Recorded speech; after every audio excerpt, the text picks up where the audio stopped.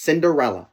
The wife of a rich man fell sick, and as she felt that her end was drawing near, she called her only daughter to her bedside and said, "Dear child, be good and pious, and then the good God will always protect you, and I will look down on you from heaven and be near you."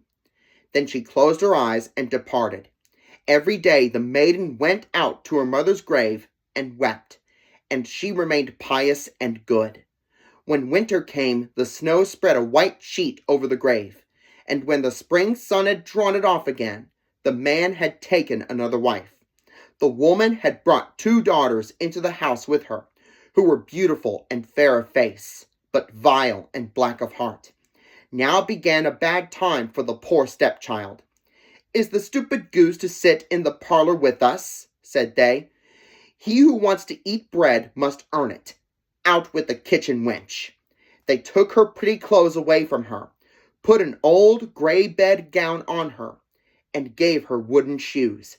"Just look at the proud princess, how decked out she is," they cried and laughed, and led her into the kitchen. There she had to do hard work from morning till night, get up before daybreak, carry water, light fires, cook and wash. Besides this, the sisters did her every imaginable injury. They mocked her and emptied her peas and lentils into the ashes, so that she was forced to sit and pick them out again. In the evening, when she had worked till she was weary, she had no bed to go to, but had to sleep by the fireside in the ashes. And since on that account she always looked dusty and dirty, they called her Cinderella. It happened that the father was once going to the fair, and he asked his 2 stepdaughters what he should bring back for them. "Beautiful dresses," said one. "Pearls and jewels," said the second. "And you, Cinderella," said he, "what will you have?"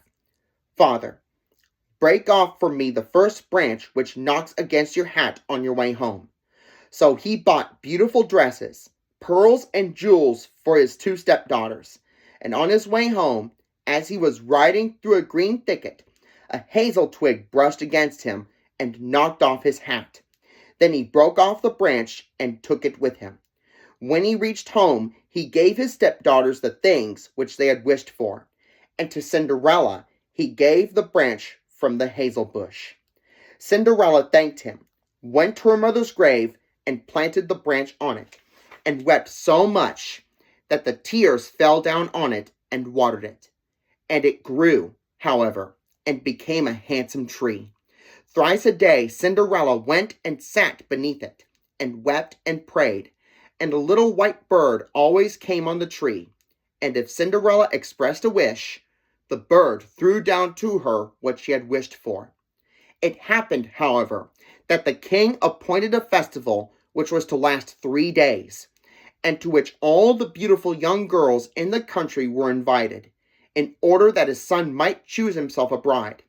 When the 2 stepsisters heard that they too were to appear among the number, they were delighted, called Cinderella, and said, "Comb our hair for us, brush our shoes, and fasten our buckles, for we are going to the festival at the king's palace."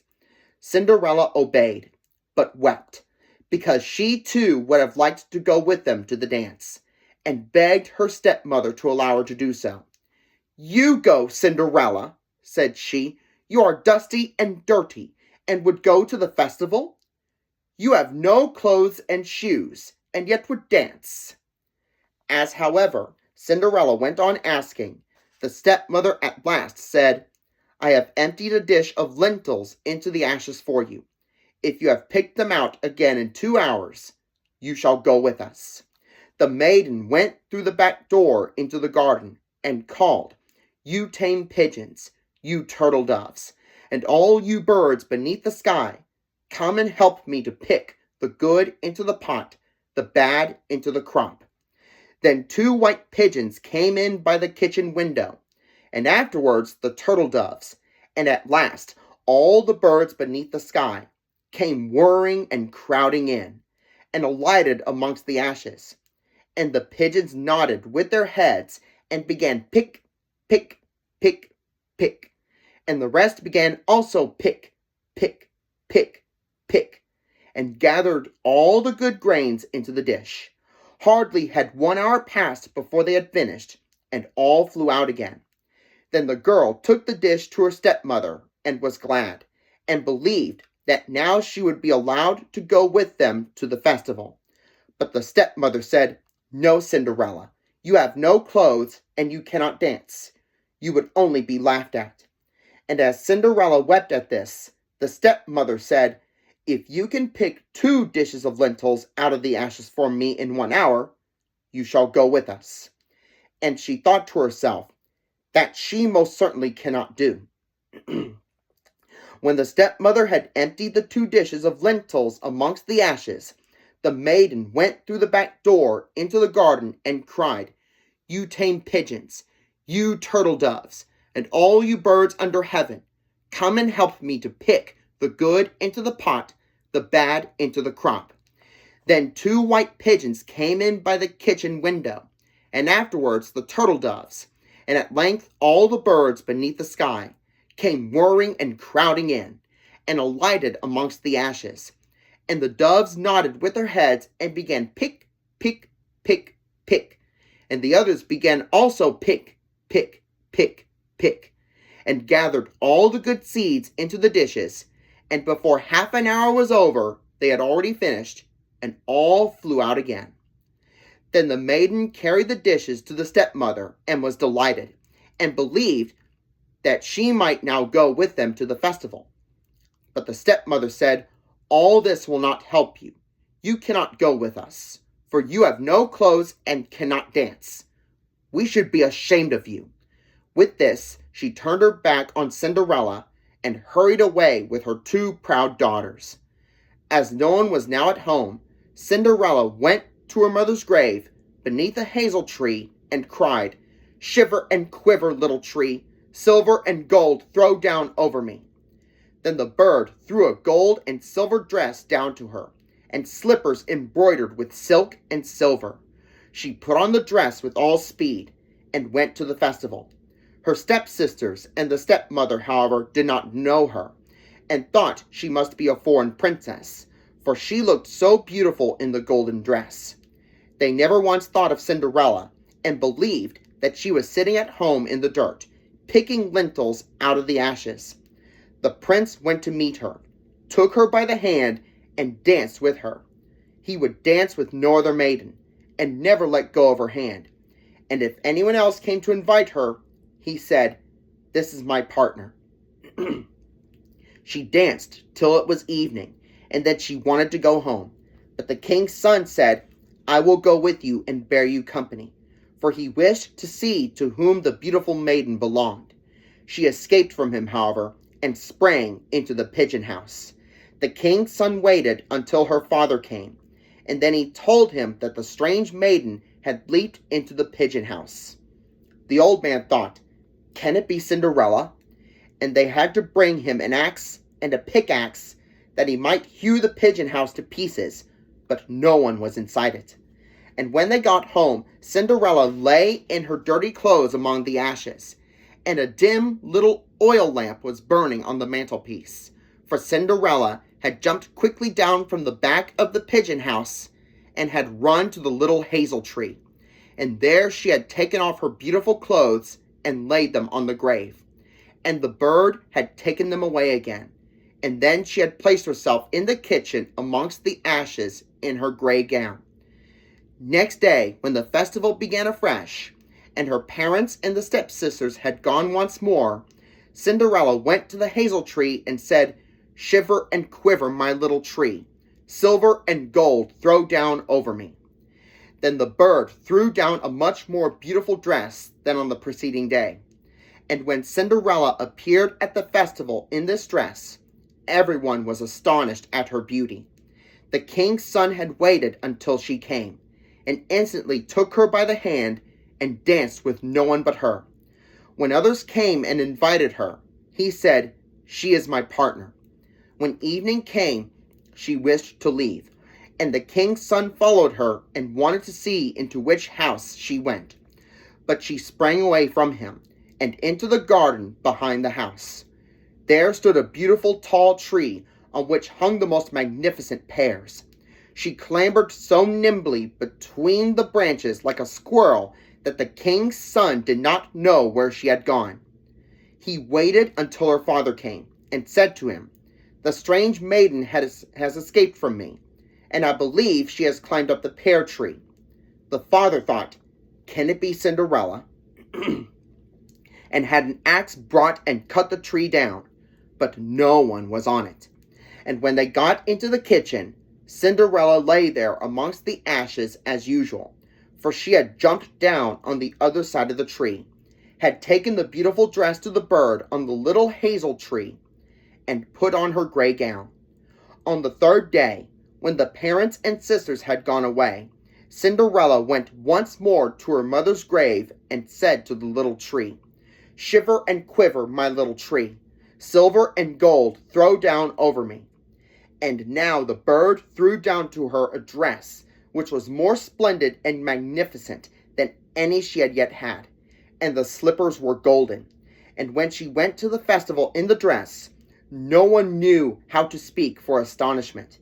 The king's son danced with her only, and if anyone invited her to dance, he said, "She is my partner." When evening came, Cinderella wished to leave, and the king's son was anxious to go with her, but she escaped from him so quickly that he could not follow her. The king's son had, however, used a stratagem, and had caused the whole staircase to be smeared with pitch, and there, when she ran down, had the maiden's left slipper which remained sticking.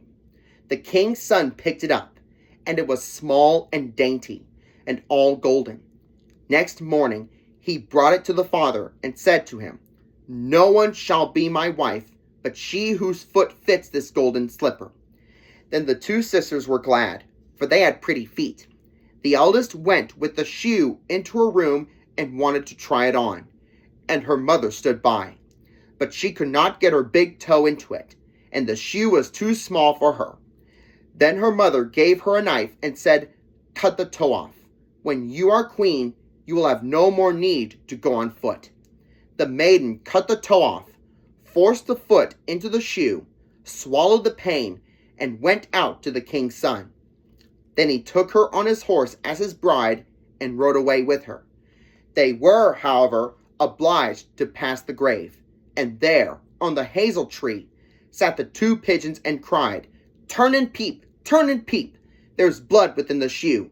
The shoe, it is too small for her. The true bride waits for you."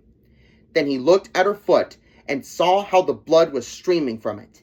He turned his horse round and took the false bride home again, and said she was not the true one, and that the other sister was to put the shoe on. Then this one went into her chamber and got her toe safely into the shoe, but her heel was too large. So her mother gave her a knife and said, "Cut a bit off your heel. When you are queen, you will have no more need to go on foot." The maiden cut a bit off her heel, forced her foot into the shoe, swallowed the pain, and went out to the king's son. He took her on his horse as his bride, and rode away with her. But when they passed by the hazel tree, two little pigeons sat on it and cried, "Turn and peep, turn and peep. There is blood within the shoe. The shoe, it is too small for her. The true bride waits for you." He looked down at her foot and saw how the blood was running out of her shoe, and how it had stained her white stocking. Then he turned his horse and took the false bride home again. "This also is not the right one," said he. "Have you no other daughter?" "No," said the man. "There is still a little stunted kitchen wench, which my late wife left behind, but she cannot possibly be the bride." The king's son said he was to send her up to him, but the mother answered, "Oh no, she is much too dirty. She cannot show herself." He absolutely insisted on it, and Cinderella had to be called. She first washed her hands and face clean, and then went and bowed down before the king's son, who gave her the golden shoe. Then she seated herself on a stool, drew her foot out of the heavy wooden shoe, and put it into the slipper, which fit like a glove. And when she rose up and the king's son looked at her face, he recognized the beautiful maiden who had danced with him and cried, "That is the true bride." The stepmother and the two sisters were terrified and became pale with rage. He, however, took Cinderella on his horse and rode away with her. As they passed by the hazel tree, the two white doves cried, turn and peep, no blood is in the shoe. The shoe is not too small for her. The true bride rides with you."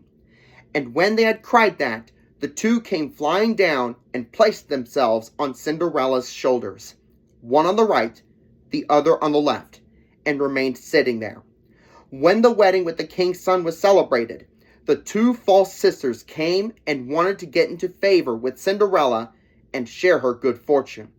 When the betrothed couple went to church, the elder was at the right side and the younger at the left, and the pigeons picked out one eye of each of them.